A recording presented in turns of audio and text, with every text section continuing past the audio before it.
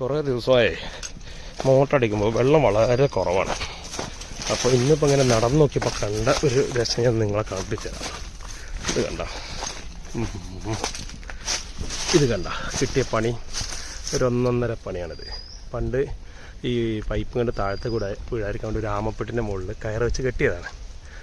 ഇപ്പം നോക്കുമ്പോൾ ഇത് കണ്ട, ആ കയറ് ആ മരത്തിൻ്റെ അകത്തോട്ടാണ് നൂണ്ട് പോയിക്കണേ. എന്നിട്ട് മരം വലുതായി, പക്ഷെ കയറ് ലൂസായില്ല. അപ്പം കിട്ടിയ പണിയാണ്. ഇനി ഏതായാലും ഇതൊന്ന് കട്ട് ചെയ്ത് നോക്കട്ടെ എന്താ സംഭവിക്കാന്നുള്ളത്. ഇതാണ് നോക്കളെ, എന്താ അതിൻ്റെ അവസ്ഥ വെച്ചിട്ടാ. എന്താ പൈപ്പ് കണ്ട് ഇളങ്ങിയിട്ട് ഇത്രയും കയറിയും മരത്തിനകത്ത് കയറി പോയിക്കണേ. സാധാരണ നമ്മളിങ്ങനൊക്കെ ഒരു കയറിട്ട് കെട്ടിക്കഴിഞ്ഞാൽ വെയിലും മഴയും കൊള്ളുന്ന സ്ഥലമല്ലേ, അതായത് ഒരുമിച്ച് പോകാറാണ്.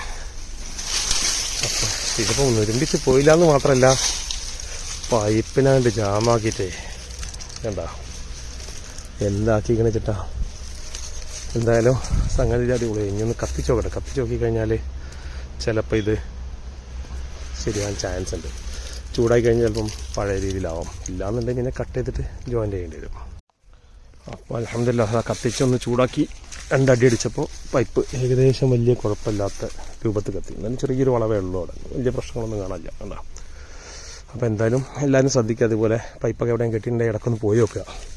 അല്ലാതെ നമുക്ക് കുറേ ദൂരത്തു നിന്നാണ് വരുന്നത്. ഏകദേശം ഒരു 100-100 ചില്ലാം മീറ്റർ അപ്പുറത്തു നിന്നാണ് വരുന്നത്. അപ്പോൾ അതിനിടയിൽ ഇങ്ങനെ ഒരു പണി കിട്ടുമെന്ന് ആരും പ്രതീക്ഷിച്ചില്ല.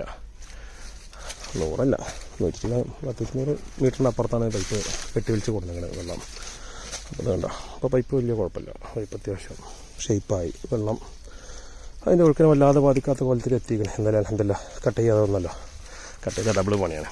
പിന്നെ വെക്കണ ജോയിൻറ്റ് കുറേ കഴിഞ്ഞാൽ വരും. അപ്പോൾ അതിൻ്റെ പ്രശ്നങ്ങൾ വേറെയും വരും. എന്തായാലും ഓക്കെ.